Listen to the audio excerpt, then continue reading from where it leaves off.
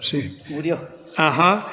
Bueno, y lo que queremos es escuchar su presentación.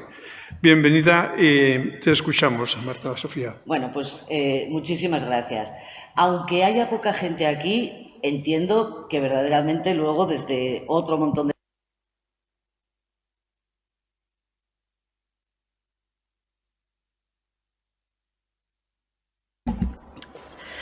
El que los estudiantes hayan decidido que pasan del tema.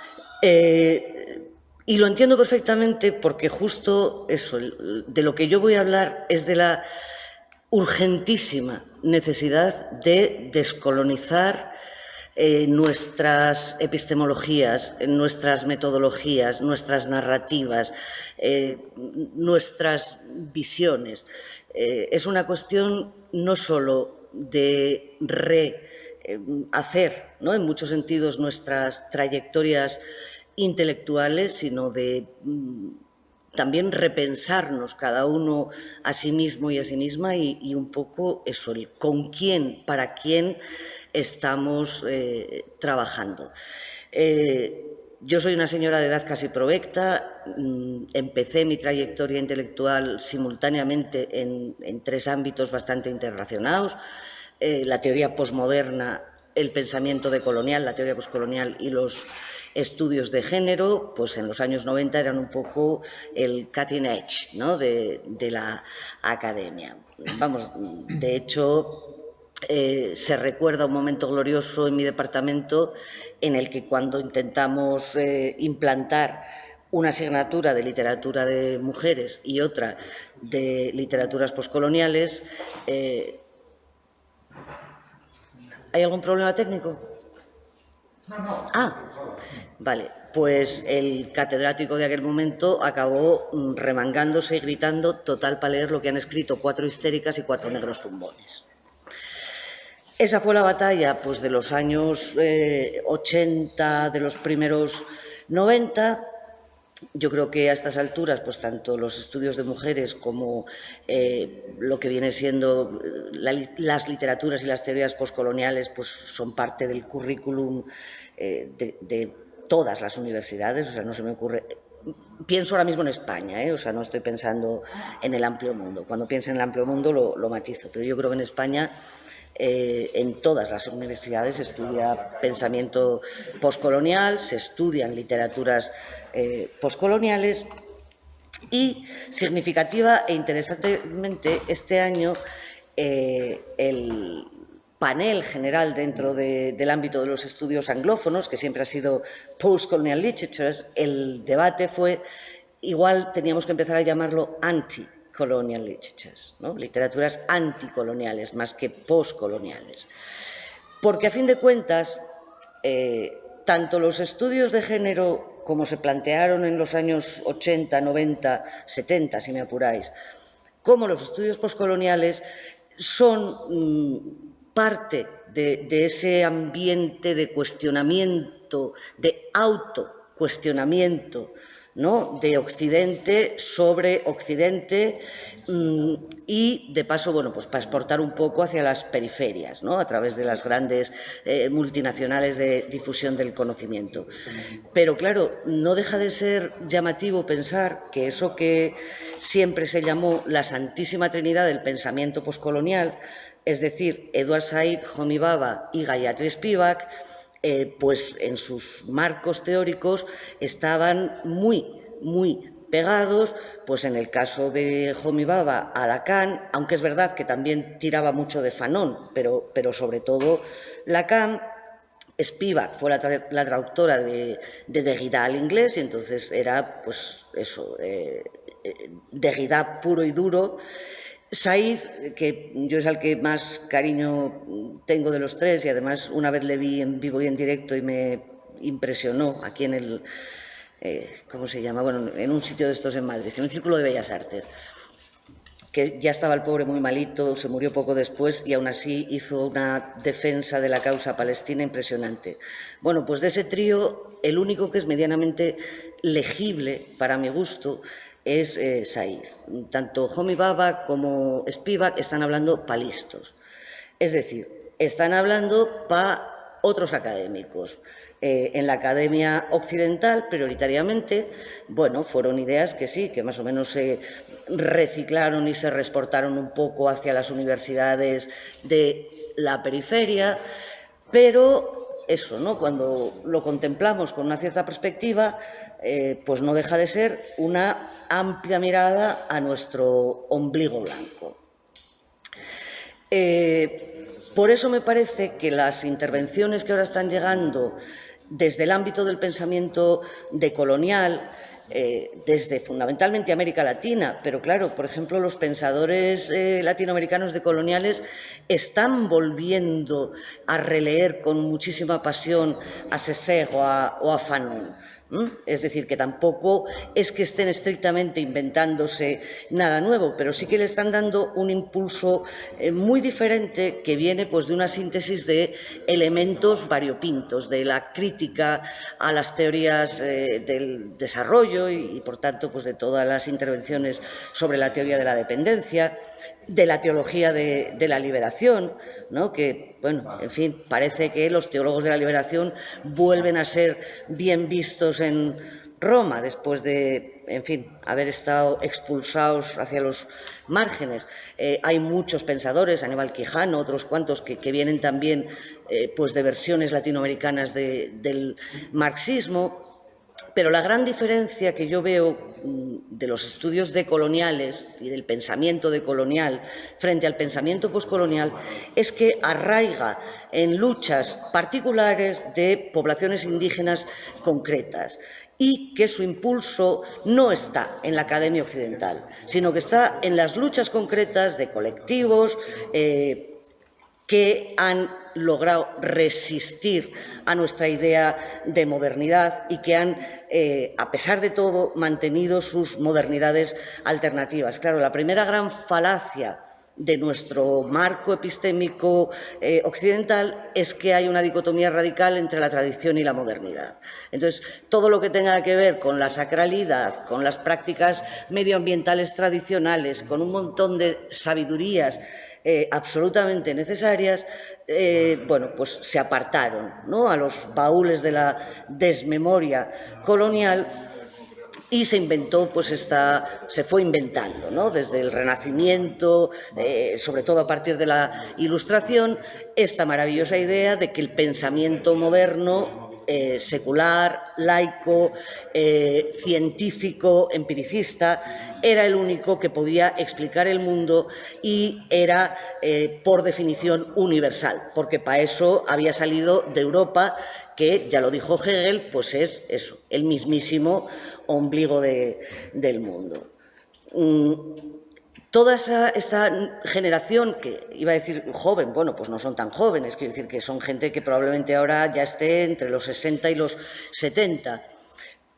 A ver, se han estudiado todas las lecciones, ¿no? Igual que en su momento, pues la gente que hicimos teoría feminista también teníamos que sabernos crítica antropológica, es decir, lo uno no quita lo otro, pero sí que han sometido al pensamiento europeo a una crítica muchísimo más radical de la que en su momento pudo hacer el pensamiento poscolonial, porque ya no es un pensamiento desde Europa y para consumir en Europa, es un pensamiento que surge de la supuesta periferia en muy estrecha alianza con epistemologías, con saberes, con ontologías, que son radicalmente otras y que son tan perfectamente válidas y seguramente en muchos aspectos mucho más que la nuestra. Quiero decir, nuestro patrón de modernidad, desarrollo, pensamiento científico, secularidad, etcétera, fundamentalmente nos ha llevado pues, al punto en el que estamos, que es el de que faltan 3 telediarios para que la Tierra haga plof,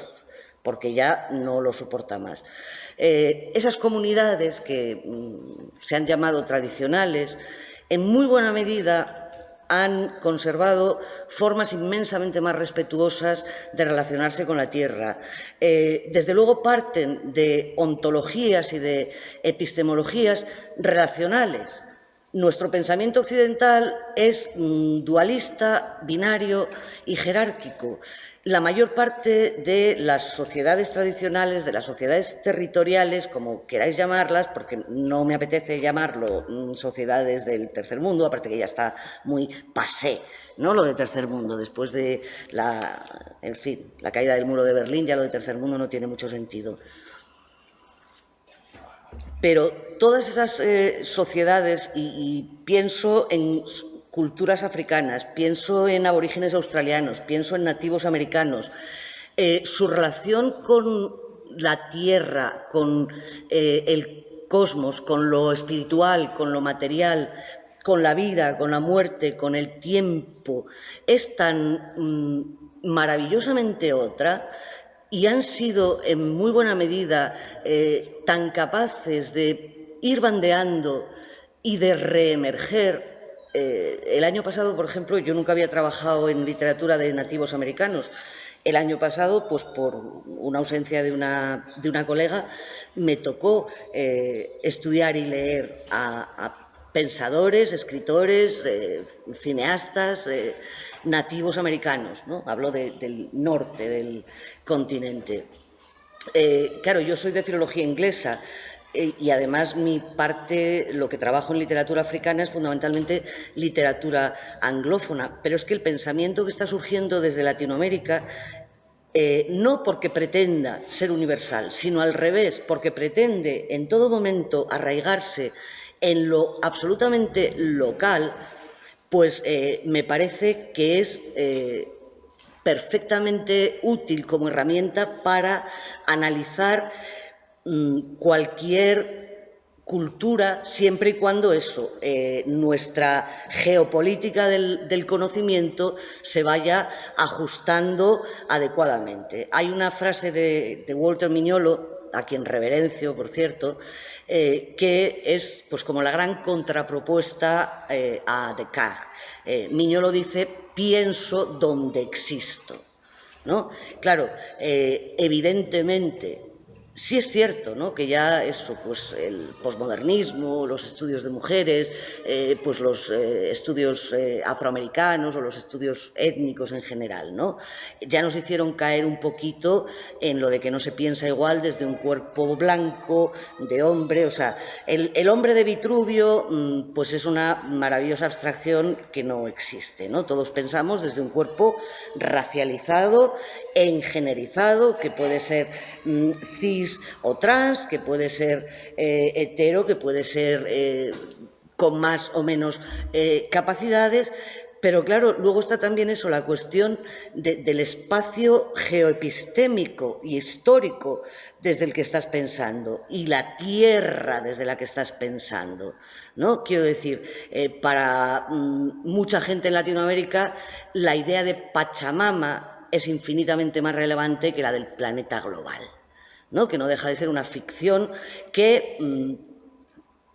a mí lo que más gracia me hace de todo esto es que encima somos tan cretinos que nos creemos que hemos impuesto, ¿no?, el pensamiento global y el pensamiento único. Y es pura ignorancia, o sea, es puro no escuchar a la gente que realmente está hablando y tiene cosas que decir. En ese sentido, el pensamiento decolonial pues está haciendo una labor de puente maravillosa entre, bueno, pues digamos, el ámbito académico que tenemos que revisar de principio a fin y la gente de verdad, la gente de la calle, la gente que está peleando para que no le quiten el acceso al agua potable, la gente que está peleando para que no le talen los bosques, la gente que está peleando para que no hagan que por sus tierras ancestrales pase una línea petrolífera, ¿no? Y esa es la gente que tiene cosas que decirnos y que nos está obligando, creo, en buena medida, porque además, bueno, pues vengo del Congreso de AEDEAN, que es la Asociación de Estudios Anglo-Norteamericanos, y he escuchado a mucha gente que está también un poco en esta línea de decir, bueno, los estudios postcoloniales en su momento abrieron caminos, pero este es el momento de pensar decolonialmente, de pensar desde el sur, de plantearnos desde el principio nuestra narrativa sobre la modernidad, sobre quiénes somos, sobre qué significa ser humano, sobre un millón de cosas que hemos dado por hechas y que, a pesar de que nuestras metodologías han ido cambiando, pues no hemos cuestionado en profundidad. Verbigracia, estoy ahora mismo leyendo un libro buenísimo de Walter Mignolo, que es, bueno, pues una especie de fantástica introducción al pensamiento decolonial, y está debatiendo con Rosy Braidotti sobre la idea de lo poshumano. Claro, pues sí, en el contexto occidental seguramente lo poshumano tiene sentido, pues porque eso estamos viendo a ver cómo confrontamos la invasión de la tecnología en nuestras vidas y además negociamos o renegociamos nuestra relación con la naturaleza, pero claro, son argumentos, pues eso, ¿no? Para que señores blancos y señoras, y ojo, que yo a Rosy Braidotti, vamos, la quiero tiernamente y he utilizado muchísimo su pensamiento. Pero claro, ahora mismo me interesa muchísimo más lo que me pueden estar contando desde Latinoamérica, desde África, lamentablemente de Asia lo ignoro todo, desde Norteamérica, los nativos americanos, que lo que me puedan estar contando, pues eso, las señoras o los señores europeos que seguimos enroscados dando la vuelta a nuestras cosas. ¡Ay! Solo una cosita más y acabo. Una de las razones por las que me parece crucial este ejercicio de decolonizar la academia, bueno, me lo parece por muchas razones, pero el año pasado me tocó, porque coincidió en un periodo como de un mes, en un caso ser informadora externa y en otro caso ser miembro del tribunal de sendas tesis elaboradas por estudiantes senegaleses. Los dos habían estudiado en Senegal, pero también pasado por la Universidad Española. Os prometo, y no es ninguna metáfora, que acabé llorando de ver que una mujer africana estaba teorizando la maternidad desde el pensamiento de Adrienne Rich. Lo siento, o sea, si hay un tema que las africanas han teorizado hasta el aburrimiento, es la maternidad.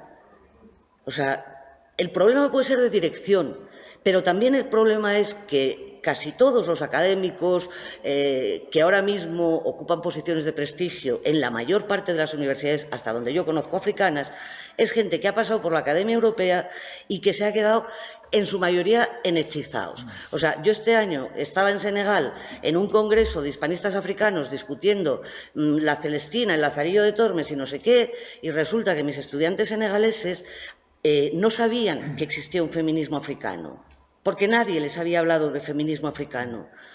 Entonces creo que tenemos muchísimo trabajo por hacer. Tenemos que replantearnos el currículum de arriba abajo, tenemos que replantearnos qué entendemos por conocimiento, tenemos que replantearnos con quién, cómo y para quién producimos. Tenemos que plantearnos muy seriamente dónde producimos y dónde publicamos, porque yo estoy hasta la moña de editoriales depredadoras que, sobre todo, a la gente de universidades periféricas les sacan los ojos para publicar, $3.000, $4.000. Entonces, eso, tenemos que darle un vuelco, creo, a todo. Y si le damos un vuelco a todo, pues igual eso, la siguiente generación de afrodescendientes no estará diciendo que somos unos colonialistas de mierda y que pasan de venir a escucharnos. Bueno, pues muchas gracias. Muchas gracias, profesora Marta Sofía, por este cuestionamiento de nuestro pensamiento lineal europeo, que desconoce a veces otras formas de pensamiento más sabios, incluso, y que más unitarios, más inclusivos. Unitarios, holísticos, sí, relacionales. Y creo que hay unos temas que has tocado que debemos repensarlos continuamente. Y sí, como dices, pues en eso estamos, en buscar descolonizar el pensamiento y que además del científico abracemos la sabiduría tradicional de los pueblos. Sí que, bueno, os puedo dar algunos ejemplos prácticos de cositas que yo creo que son factibles en clase, ¿no? y con los estudiantes. Y que tienen mucho que ver eso con el cambiar la perspectiva de la narrativa. Claro, yo, por ejemplo, enseño cultura y civilización de los países de habla inglesa y estudio una literatura del canon. Bueno, pues hasta el Renacimiento tampoco hay mucho más que rascar, salvo, efectivamente, contar que había maravillosas civilizaciones a lo largo y ancho del mundo que no necesitaban que nadie las... Es que tiro mucho de documentales porque además eso, los chavales son muy audiovisuales y les gusta más probablemente ver un documental bien narrado y bien que no la chapa que yo les pueda dar. Pero hay otra serie fantástica sobre todas las aportaciones del mundo islámico al Renacimiento occidental. Claro, si no hubiera sido pues, por todas las escuelas de traductores y por todas las bibliotecas del mundo árabe, los monjes cristianos conservaron del conocimiento clásico lo que les pareció bien y oportuno y resultaba más o menos, bueno, que encajaba, ¿no? Pero todo ese input que nos llegó en cuestiones, por ejemplo, como la medicina, como la astronomía, como, yo qué sé, ¿no? Que llegó de la filosofía, por supuesto, desde el mundo árabe. Sin eso no hubiera habido renacimiento en Europa. Pero cuando se narra, ¿no?, la gran y gloriosa narrativa del Renacimiento, pues lo que contamos es eso, Grecia, Roma, guay, entonces de repente quitamos a la Tierra del centro del universo y a Dios le ponemos a un poco más de distancia y entonces ya empezamos esa gloriosa trayectoria. Claro, dentro de esa gloriosa trayectoria, pues también, yo por ejemplo, uno de los textos que les enseño por definición es La Tempestad de Shakespeare. Ya leerán por su cuenta, si les parece bien oportuno, Otelo y Macbeth, pero claro, es que La Tempestad es una intervención política, ideológica tan clara en el discurso colonial que se estaba forjando en aquel momento, que cómo no van a haberse vuelto hacia La Tempestad, pues teóricos y escritores africanos, latinoamericanos y de todo el resto del mundo, ¿no? Cuando ya Shakespeare nos está poniendo esa escena de el mago colonizador que llega a la isla desierta y que somete a los espíritus de la isla. Uno, pues que es el esclavo complaciente, Ariel, ¿no? Que muchas veces se ha escrito, se ha elaborado esa metáfora, ¿no?, de los intelectuales latinoamericanos ocupando esa posición de Ariel. Pero claro, luego está Calibán, el rebelde, ¿no? Y sin embargo, del que ese señor mago que puede provocar tempestades depende necesariamente para que le diga qué agua puede beber, qué bayas puede comer y de paso le haga la leña, ¿no? Que claro, no deja de ser, pues en buena medida, una réplica en un espejo de esos del callejón de la calle del Gato de lo que pasó en el encuentro colonial. ¿De qué hubieran sobrevivido 4 pringaos europeos en las Américas, ¿no?, si tanto en el sur como en el norte no hubieran sido ayudados, protegidos y cuidados por la población indígena? Pero bueno, que eso, pues en cuanto ya más o menos supieron, pues el maíz es una cosa que está muy bien, el tabaco es otra cosa que está estupenda, bueno, pues vale, ya podemos prescindir de esta gente, pero nos traemos a estos negros que, bueno, hasta el Papa cuestiona que tengan alma y, oye, pues es trabajo gratuito. Claro, todo eso no se puede obviar cuando se enseña el Renacimiento, por ejemplo, ni el resto de la historia europea desde el Renacimiento hasta nuestros días. Europa jamás hubiera tenido una revolución industrial sin la esclavitud. Y eso no se puede obviar. Y muchas veces, en muchas narrativas históricas, pues se obvia, ¿no? Y se habla, pues eso, como este ascenso imparable, ¿no?, que nos llevó eso, pues desde la primera revolución científica, pin, hasta este momento en el que el día menos pensado ponemos un pie en Marte. Bueno, pues había por ahí un meme maravilloso que decía, pues a lo mejor antes que buscar agua en Marte, era importante poner agua potable a disposición de muchos millones de seres humanos que no tienen acceso a agua potable, ¿no? Yo creo que el camino de la ciencia ha ido muy errado, porque ha ido pensando desde el principio en cómo manipulamos, sometemos, explotamos y convertimos a la naturaleza en una fuente de capital. Y claro, pues eso, así nos va. Y por eso me parece que es tan importante, ¿no?, escuchar a todos los pueblos, todas las culturas que han tenido relaciones infinitamente más saludables con la tierra, entre otras cosas porque en todo momento han entendido la tierra como algo sagrado y como algo impregnado de espiritualidad, no como una pura materialidad que se mide, se pesa, se clasifica, se mete en la escala de Linneo y luego se ve qué beneficios, ¿no?, pueden dar.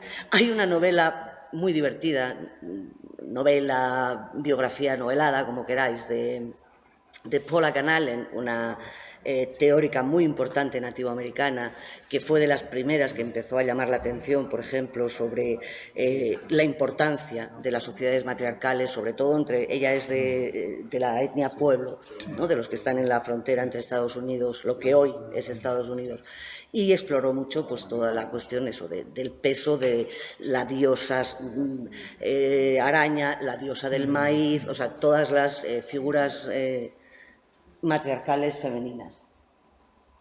Entonces vamos a la siguiente ponente, que creo que nos escucha, la profesora Evelyn Mayanja. ¿Nos escuchas? Profesora Evelyn Mayanja, ¿nos escuchas? Do you listen to us? Can you listen to us? Yes, I hear you. Do you hear me? Yes, we hear you all right. That's fine. Okay, so that reminds me that the next speaker is Professor Evelyn Mayanja, is a Ugandan who is lecturing at the moment in Ottawa. She's a professor at Carleton University and very much involved in research and programs of research in Africa, especially in Lubumbashi and Bukavu. You will see the details of her curriculum in the website of Carleton University. You write Evelyn Namakula. Now, she's doing a lot of research in mining in Congo, where she organizes initiatives for bettering the lives of women and children in mining.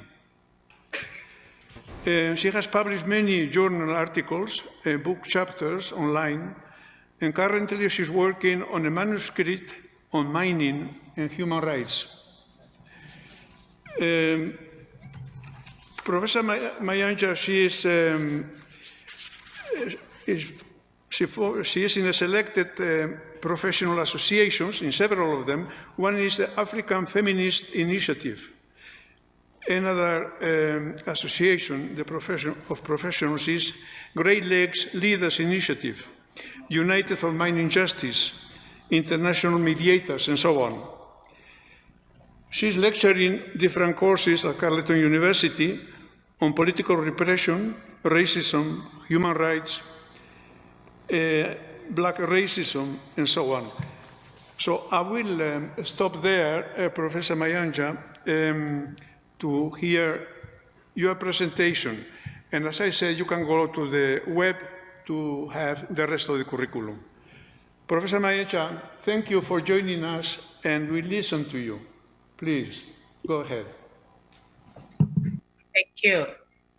And thank you, Dr. Lazaro, for that introduction. Do you all hear me? Yes, we hear you very well. I submitted my slides yesterday, so I don't know whether they can be uploaded or can I upload them from my side? I hope they have them, but you can go ahead. Okay, so I don't know how to use this Google Meet. So how do I upload them? You mean you want to present the slides? It can be sent. In other words, what should be done?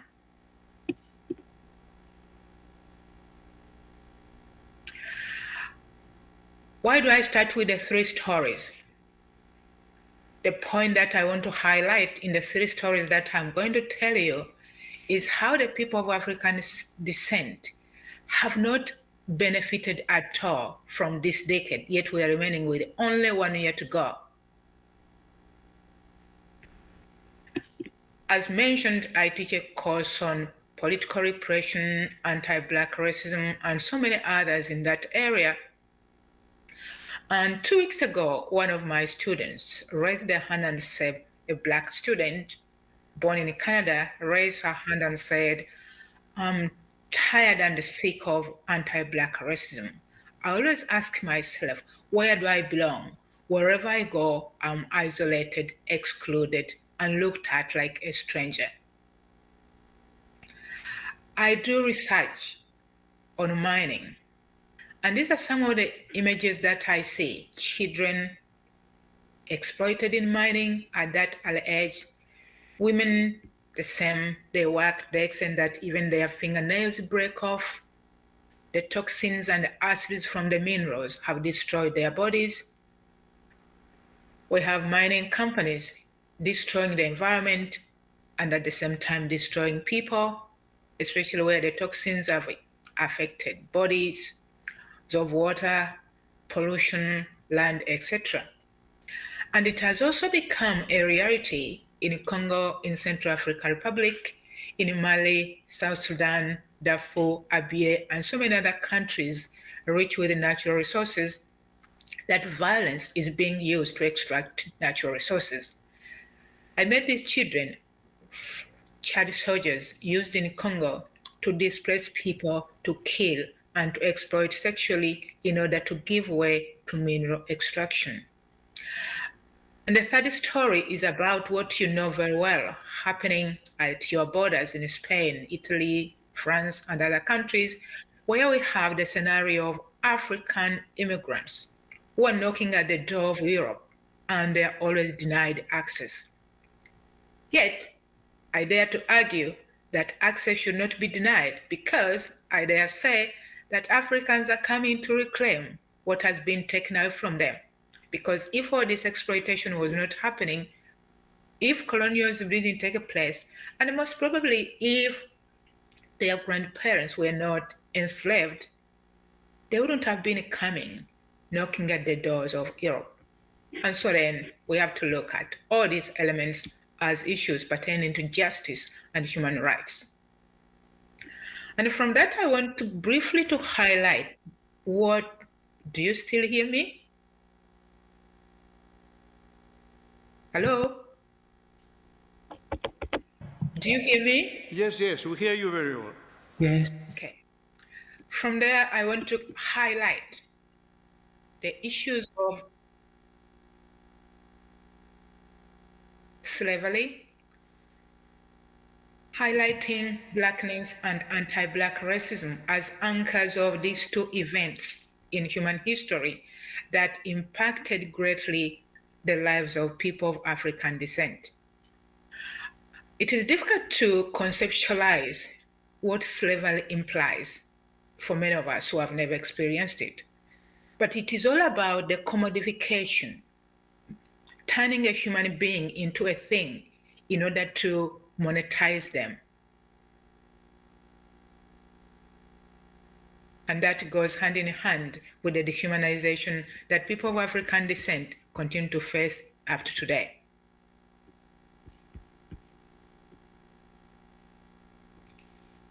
Sorry that this is the way I'm using the slides. I don't know how to make them bigger.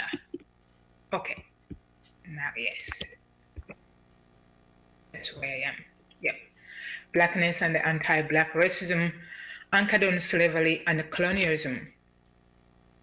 And as we know, the trading started moving from gold, diamonds, etc., that Europeans and Arabs were taking from Africa, and then they went into trading humans. The concept of trading humans is difficult to understand, where a human being turns the other into a thing. Yet, when we look at slavery, it is not really a thing of the past. Even today, people of African descent are still being commodified, treated as things in so many ways. Just a few years ago, in Libya and other Middle Eastern countries, they were having auctions to sell people of African descent.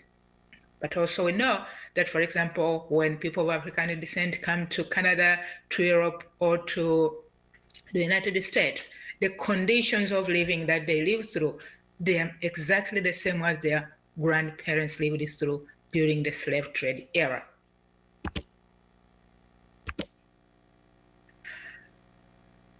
I go into that combination of slavery and capitalism.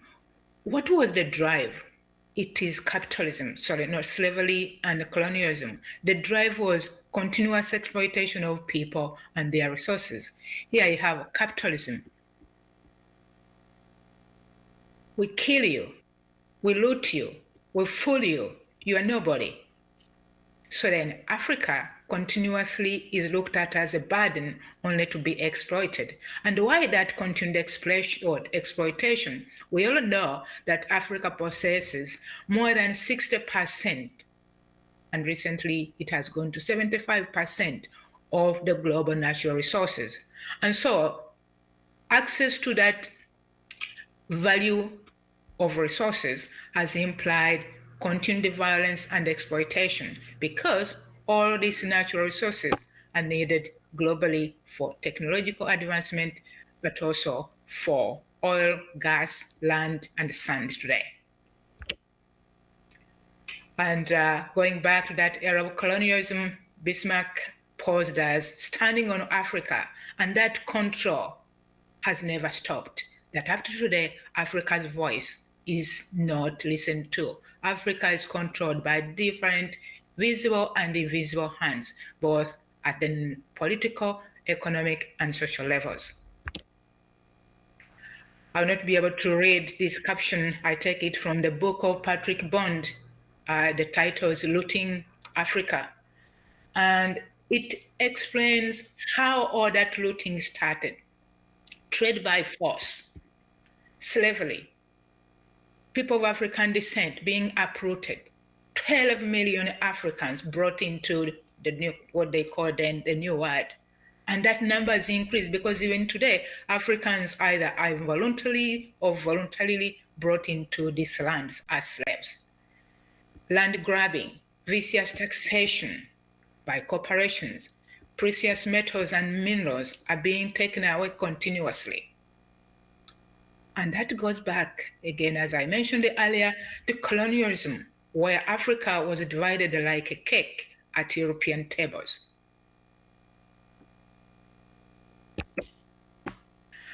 How have the people of African descent been impacted by slavery and colonialism, probably leading the UN to come up with the invention or the creation of the Year of People of African Descent? This is again an example from the Democratic Republic of Congo, which I know very well, where during the era of King Leopold, people's hands were amputated, women were sexually violated, men were killed in numbers, more than 10,000 men and women perished during that time. And that death just continues up to now because the global demand, capitalist exploitation for resources has engulfed Congo into persistent violence. And so when all that violence and extraction continues, people are internally and externally wounded. With that slavery and colonialism, Africa has been condemned to continued poverty.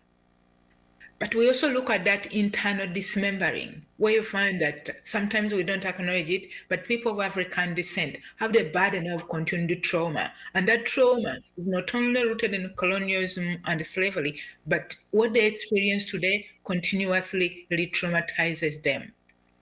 In other words, I dare say that at times we feel as if we are condemned to the way of death.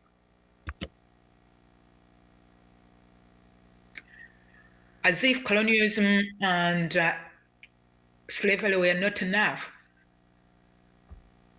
After Africa's independence, we are living in the era of neocolonialism, where African states are theoretically independent, where African people are considered independent, but in reality, politically and economically, they are not. Let's take the example of even the United Nations that came up with the theory of that people of African descent. Up to today, among the 5 countries with veto powers, the United Nations, there isn't any African country. Not even the African Union is being represented. And that's why then in my topic, I dare say that this is also another mode of tokenism, but the practicality has not yet been realized. When you look at the major countries, G7, G20, they all exploit Africa's resources, but they don't call them when it comes to policy making. Africa, during the neo-colonial era, is embroidered in persistent wars, and all those are rooted in natural resource looting. The former president of France, Jacques Chirac, dared to say that without Africa, France will slide down into the rank of a third world power or a third world country. In other words, for example, France cannot live without exploiting Africa's resources. Rampant anti-Black racism. Blacks are considered a scar in the conscience of humanity because wherever they are not treated as human beings. They are always considered as subclass, less human. And of course, even Africans, to a certain degree, they are also to be responsible, where you find that, for example, in many African countries, they practice what I call the politics of self-predation, that, for example, they work with the mining companies to sell the resources, well aware that they are not benefiting the people or the community that own those resources. And also, as people of African descent, we have so many lies that are binding us, rooted in colonialism and slavery. For example, whenever Black people are with white people, you find there is always that racial disparity. The bargaining terms are always never the same, never equal. And of course, we all know at all levels, there is that power asymmetry in all structures of life. I want to underline this issue of resource looting. For those who know English, this is a book that I was talking about. But also we know that every year Africa loses around 192 billions taken out of Africa through resources and all tax evasion, etc. And I like this caption where we say, Africa then, there was slavery. Today, we are grappling with loans and debts. Surprisingly, all the debts that we have are counted in American dollars, but they're not counted in terms of gold, diamonds, etc., which are exploited from Africa.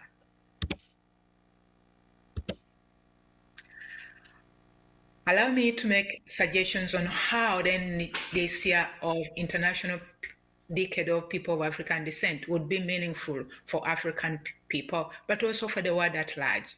The first suggestion that I want to make is the acknowledgement of the dehumanization, the violation of the dignity and human rights of Black people.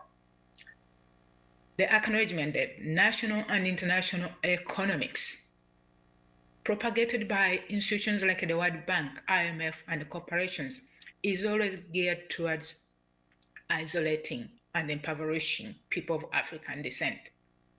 National and transnational politics, laws, even what we call international law, police violence, etc., continue to assail people of African descent. We know that I think even where you live, people of African descent, they struggle to have access to health care, which reduces their life expectancy. They struggle to have access to good education. And we have the scenario of immigrants, who today they have become the skunks of this planet. The second suggestion that I wish to make is that we have to toughen our brains and find ways of taming or controlling capitalism. Whether we like it or not, capitalism has enslaved all of us, regardless of the colors of our skins. The third suggestion is decolonizing our minds to look at other people as equal human beings. Because, for example, as Paul Freire mentions, that when it comes to racism and other human violations, both the oppressor and the oppressed, we are all affected in the same way, and we need to decolonize and together start a journey of humanizing each other. When I'm dehumanized, even the person who dehumanizes me, when I'm racialized, even the person who racializes me loses his or her humanity, because a normal human being treats the other as a human person. We have created a culture sometimes where we even care for animals, cats and dogs. I don't mean that they are bad animals. Today we talk also about the rights of animals, but at times you find that we even treat animals better than people of Black descent. So the need of that decolonization of our minds. The need for respect for the dignity and the rights of Black people. We belong to this planet. And as we know from so many archaeological theories, all human beings originated from Africa. The Olduvai Gorge that we find in Tanzania has testified to that. And so it's like I dare say that when we hate people of African descent, when we fail to respect their dignity and their rights, it's like we are also condemning and hating us indirectly because we all belong to that African soil. And people like Martin Luther King, Malcolm X, etc., and so many others. And all of us here today, I dare say, we are all struggling to bring the world to the recognition that the rights and dignity of African people of African descent should be prioritized. And we also have to look back at the issues of colonization. Colonialism, slavery destroyed people in Africa. And so there is a need for restitution and reparation. There should be justice. And not only for the past, but also for the present violence and the continued exploitation of Africa's resources. And I think we have to advocate for anti-Blackness in our policies. We have to ask, for example, here in Canada, I've started a movement with so many other professors and human rights activists, where we are demanding that Canadian policies should recognize the contribution and the well-being of people of African descent. Maybe we need to lobby, for example, in Spain, the European Union, that it is high time, if we are to realize this year of the decade of people of African descent, that our policies, our politics, and our economics should recognize the rights and dignity of Black people. And number 8, we need to offer holistic education to children of all races, because on this planet, there isn't any race that has been dehumanized like people of Black race. And so the whole world needs to be educated that these are also human beings. We are not less. And finally, as an African woman, I always look at Ubuntu, and Mandela is an example of that. That Ubuntu humanizes, capitalism dehumanizes. Yet, we are all bound together in ways that are invisible to the human eyes. That there is a oneness to our humanity, whether we like it or not, that we achieve ourselves by sharing ourselves with others and caring for those around us. Thank you.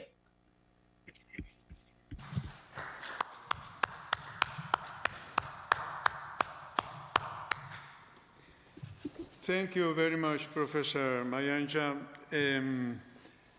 for the realistic presentation on the fact that Africa still suffers from colonial and exploitation, that we don't do justice to the African history and wisdom.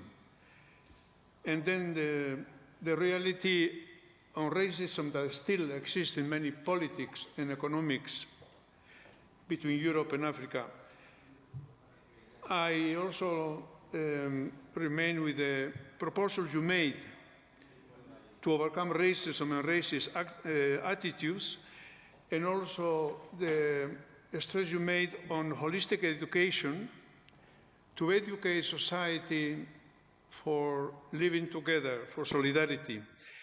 And then the Ubuntu power, the power of humanity against the power of capitalism, which is, I think, the wisdom and the power you can offer us from Africa, history and the wisdom. So thank you very much for this presentation.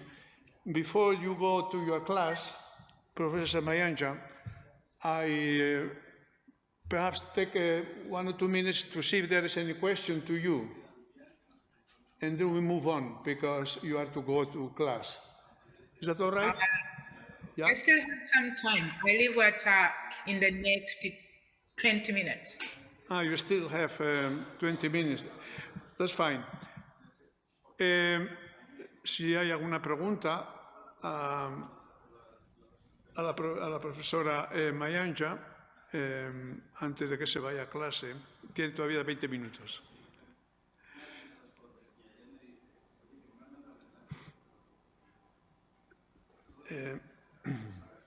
May I make a suggestion that maybe we needed to summarize what I've said in Spanish? Sugiere que haga un resumen, una síntesis de lo que ha dicho. Yo creo que la habéis podido seguir.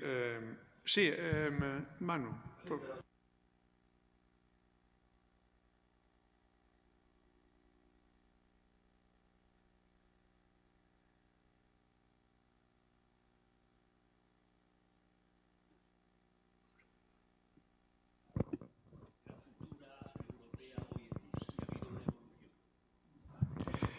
One question to you, Professor Mayanja, is that he's asking, do you see a change in the European culture or Northern Hemisphere culture, Western culture, towards African wisdom, African humanity, African approach, and the way we treat African immigrants, for example? Do you see a change in the attitude, or are things going in the same way as history proves? Thank you for the question. I would say yes, there's a slight change, especially where you find that today different national and international organizations are advocating for the rights of people of African descent. And in Spain, maybe you know that even in Europe, even I think within Spain, there are people who are advocating for the rights of immigrants. That is a great change, which our foremothers and fathers never experienced.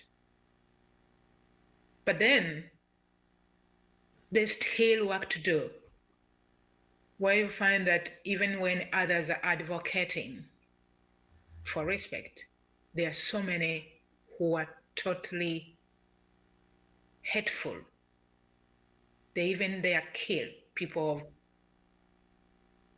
African descent. For example, Italy just elected a president. France has that, I don't remember her name. And many others are coming up, again, taking us back to that brutal history that people of Black descent or Blacks are not welcome. They are not humans. A few days ago in the US, policymakers in Texas and other places, they said, no, these monkeys are not part of us. So there's still a lot of work to do. And that's where I emphasize education. But I think while we are working towards transforming mega structures, politics and economics, it also pertains to each individual to play their part. I look at the world as, and I think we see this with climate change, that each one's contribution matters. we might not be able maybe to move structures at the same time, but how do I treat the person who is near me? That I don't succumb to the status quo, but instead I live according to my inner value and treat the other as I would like to be treated. So there's still work to do. Thank you very much for your reply, Profesor Mayanja. Creo que ya habéis entendido lo que ha dicho. Básicamente que ve que los derechos humanos no son todavía respetados como podrían ser respetados, que el racismo lo notan, lo experimentan, o actitudes antirracistas también, que todavía lo encuentran con frecuencia, y que la contribución de cada uno cuenta, que la contribución de cada uno de nosotros, cada persona, a esa convivencia cuenta. And let me add something what we have done here.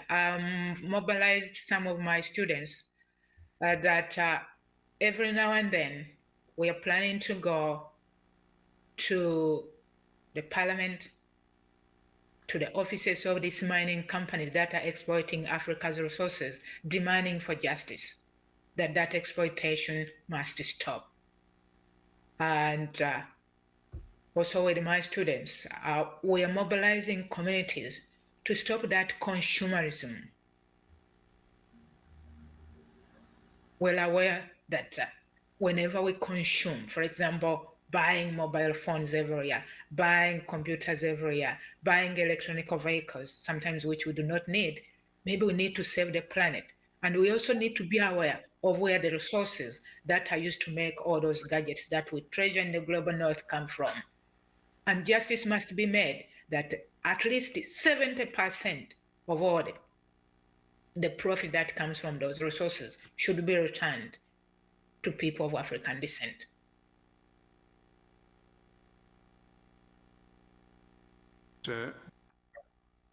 Lo habéis captado eso.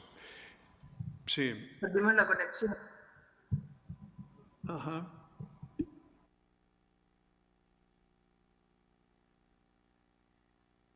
Ya. Ok. Sí. ¿Tiene alguna pregunta o comentario? Bueno, vamos a terminar quizá la presentación y las preguntas a profesora Mayanja porque va a ir a la clase y luego seguimos con el programa. ¿Vale? Creo que aquí vamos a concluir en nuestra parte con Professor Mayanja. So we want to thank you for getting up so early this morning, 5:40 for you in your time, and be with us. So we thank you for your presentation and the challenge you have presented to us to overcome racist attitudes, behavior, and to put up our contribution for human rights and for humanity, for living together as human beings. So we hope that this wisdom of Ubuntu will enter gradually and transform us all.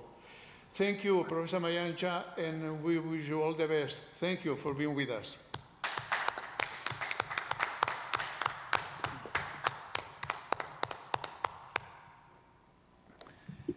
Thank you so much. I wish you all the best in the remaining days. I might join you tomorrow. Thank you. Bye. Bye, bye, bye.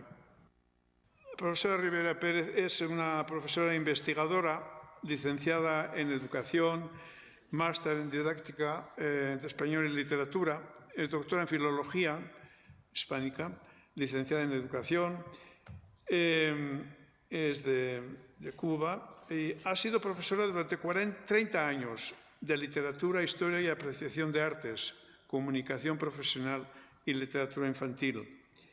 Ha participado en proyectos internacionales de investigación, así como en el doctorado internacional Fronteras y Culturas. Es autora de La identidad cultural desde la literatura infantil, el imaginario femenino negro en Cuba, mujeres afrocubanas en la literatura, entre invisibilidad y estereotipo, y artículos y libros de carácter didáctico. Así que, profesora Rivera Pérez, encantado de estar con usted. Le escuchamos. Muchísimas gracias. Buenos días a todas y a todos. Y efectivamente, y en aras del tiempo que sé que se nos está echando encima, voy a ser breve sin quitarle calidad ni profundidad a lo que quiero exponer, a lo que vengo a exponer. Mi presentación tiene como punto de partida un problema que el título inicial que envié a los organizadores del evento quizás no lo recoge en su justa medida, porque me parece que es demasiado general y yo quiero ir a lo particular para ganar el tiempo sobre todas las cosas. Hablo de los problemas académicos que en este decenio dedicado a la afrodescendencia han sucedido y nos han sucedido. Pero yo quiero puntualizar que esos problemas son justamente los que han sucedido en el ámbito literario y en el ámbito de la mujer afrodescendiente. En este sentido, quería obviar introducciones en estos momentos y ya a estas horas innecesarias y ya ir directamente, digamos, al núcleo, al desarrollo de mi modesta ponencia. Si me permiten, la leo lo suficientemente rápido y con claridad para no perder detalles y ganar en tiempo, repito.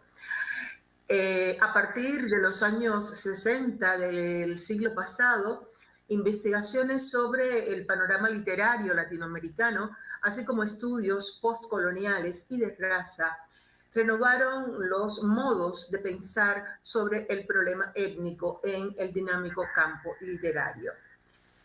En este sentido, de manera tardía y también de manera intermitente, se emprendía una especie de lucha por el pensamiento crítico y la representación de la etnicidad que ha venido marcando todos estos años hasta llegar justamente a esta década maravillosa en la que desgraciadamente y en mi modesto criterio, se ha dedicado sí a los afrodescendientes, pero me parece que queda sin embargo muchísimo por hacer. Entre las particularidades o dificultades que yo veo o he investigado que se han presentado, es en primer lugar el abordaje de la complejidad racial desde el imaginario del sujeto negro, que es un sujeto, todos lo sabemos, subalternos en todos los campos de la crítica y de las ciencias sociales y sobre todo también en la literatura. El abordaje de la complejidad racial desde la marginación, desde la invisibilización y sobre todo el desconocimiento parcial del aporte y la posición y el protagonismo del sujeto negro en la sociedad, en las sociedades en donde convivimos y de nuestra cultura, a pesar de los ingentes esfuerzos de importantes personalidades en este sentido.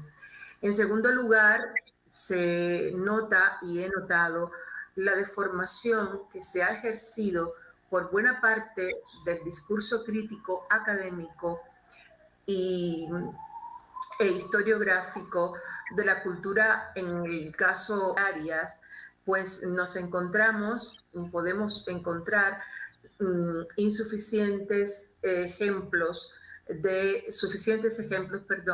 de exclusiones, a veces voluntarias, y trazos de una invisibilidad basados en presupuestos casi siempre ideológicos, pero siempre racistas.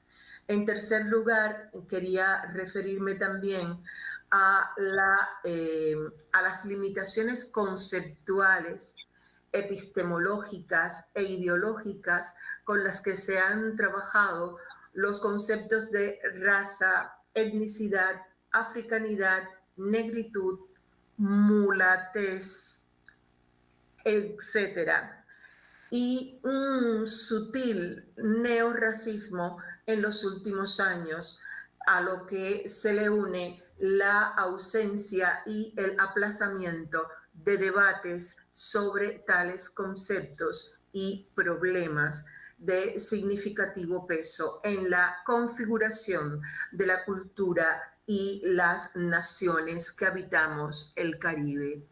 La creación literaria de escritoras negras en el Caribe, sobre todo de habla hispana, es uno de los fenómenos que están todavía por descubrir y sobre todo por difundir. Y constata la existencia de un imaginario femenino negro en el que se sintetiza la recreación de infinidad de mundos posibles, reales o no, y que obviamente resignifican los términos negro, negra, mulato, mulata y el famoso de color, haciendo perdurar la huella de África en la literatura y el arte. En gran parte de la creación artística y literaria hispanoamericana, independientemente del origen étnico de los sujetos, de los autores, se evidencia el principio que de múltiples formas las negras y mulatas caribeñas siguen padeciendo.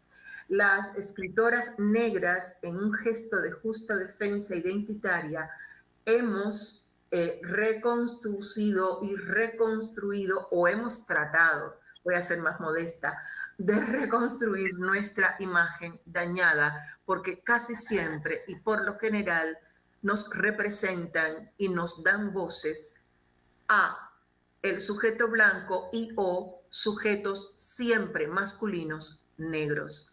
Es hora ya de que las voces de escritoras negras hagan ver, valer, sentir y ser la permanencia y pervivencia de quienes fundaron nuestras naciones.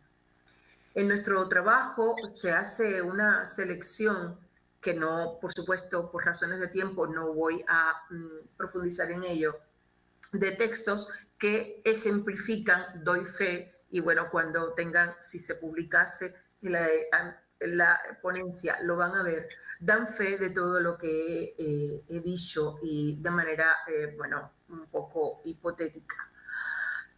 Autoras, el estudio de estos textos me ha permitido realizar, digamos, una especie de conclusiones preliminares. Y ellas son, uno, interpretar en el contenido de las obras algunos elementos importantes como pueden ser temas, argumentos, conflictos, perspectivas autorales, etc. Determinar la influencia de los textos para la sociedad en el momento de su publicación, analizar estos textos y sus autoras en la misma época que compartimos y en la que podemos o no también compartir sus criterios, sus representaciones y las relaciones con la temática racial. Es importante destacar aquí que he sido contactada, a ver, no voy a poner números, frecuentemente voy a decir, por doctorandos, maestrantes, para que sobre todo les facilite obras de escritoras negras, porque en el campo de la academia, aunque es insuficiente, perviven, persisten, hacen, trabajan y tratan de hacer investigaciones jóvenes que recién comienzan sus carreras o las están terminando y se interesan por la escritura femenina y se encuentran con un extraordinario dilema. No tienen el referente del texto, no hay publicaciones suficientes, evidentes y válidas de escritoras que puedan justificar las hipótesis, los temas, los problemas y los asuntos de investigación que tienen que sustentarse en el texto literario. En Cuba, antes de que se iniciase, un año antes de que se iniciase el decenio por la afrodescendencia, tuvimos la oportunidad de publicar un grupo de escritoras, mujeres, todas intelectuales, investigadoras, negras, este libro que ha servido a su vez por su impacto. ¿Lo conocen?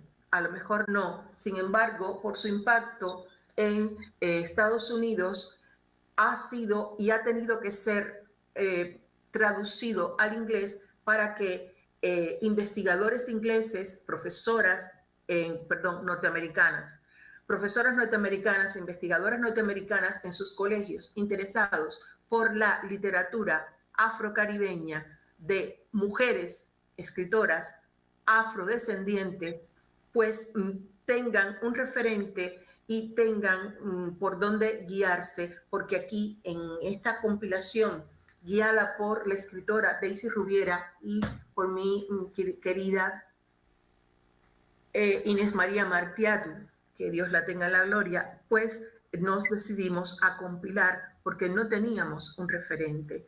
Repito, mi propuesta, mi presentación, que pudiera ser mucho más extensa, viene a ser una especie de grito, y disculpen si soy exagerada, pero soy caribeña, soy hiperbólicamente caribeña, es un grito para que nos reconozcamos, para que de una vez nos den voz, o mejor dicho, que nuestras voces sean audibles para todos aquellos que quieran saber de verdad cómo es la mujer caribeña y no el estereotipo que se comercializa para vender una imagen que no es y que no pervive ni vive en el alma de las mujeres que habitamos las islas del Caribe y que, por cierto, formamos parte de la diáspora que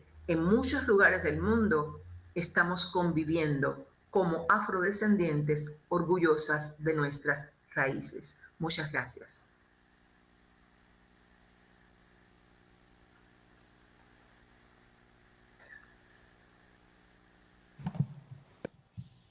Muchas gracias, profesora Rivera Pérez, y por esta presentación tan clara y tan exigente, porque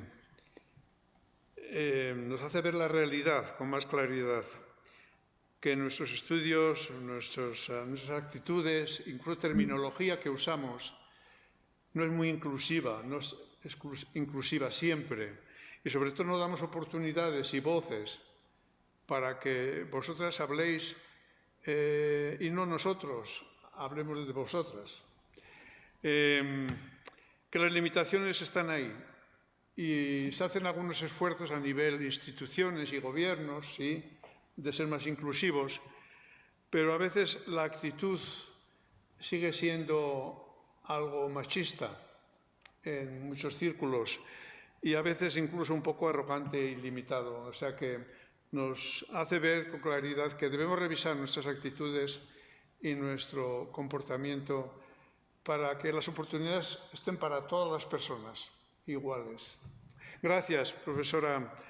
Y ahora, si hay alguna pregunta que quieran presentar tanto a la profesora Marta como también a la profesora Eime.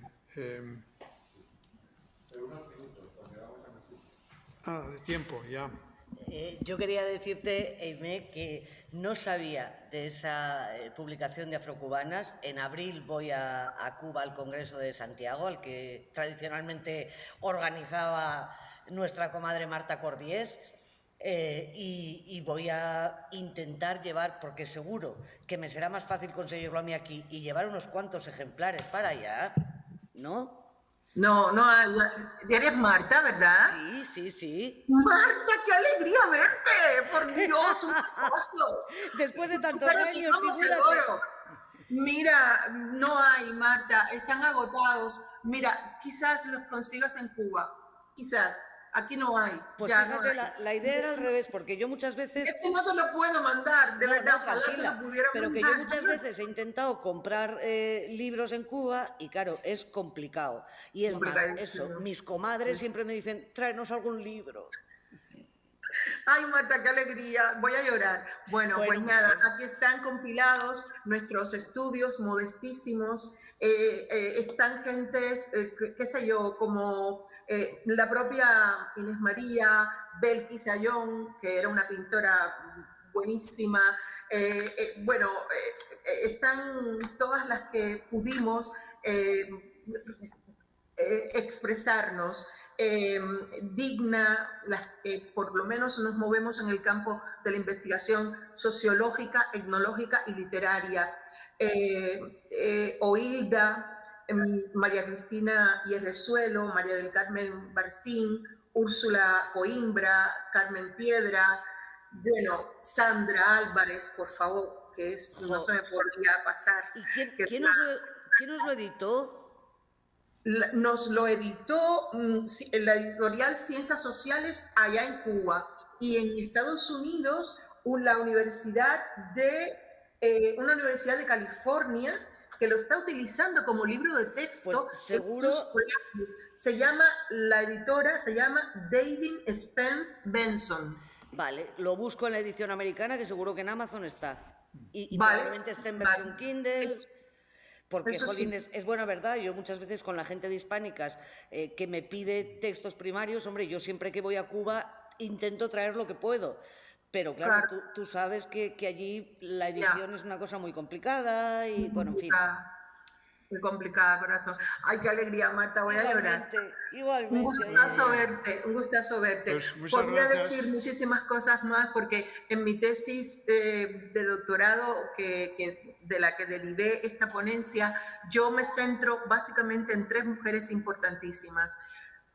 Yo a Nancy Morejón la respeto muchísimo, pero yo le llamo la negra oficial. Más allá de Nancy Morejón, no te rías, más allá de Nancy Morejón hay vida y hay literatura. Lo sé. Está Cecilia Saldaña, está la propia Daisy. Muy bien, muchas gracias. Se nos termina el tiempo. Se nos ha terminado ya. Pero gracias a las dos, a la profesora Marta, a la profesora Eime, por vuestra presentación, y podemos haber continuado con el diálogo.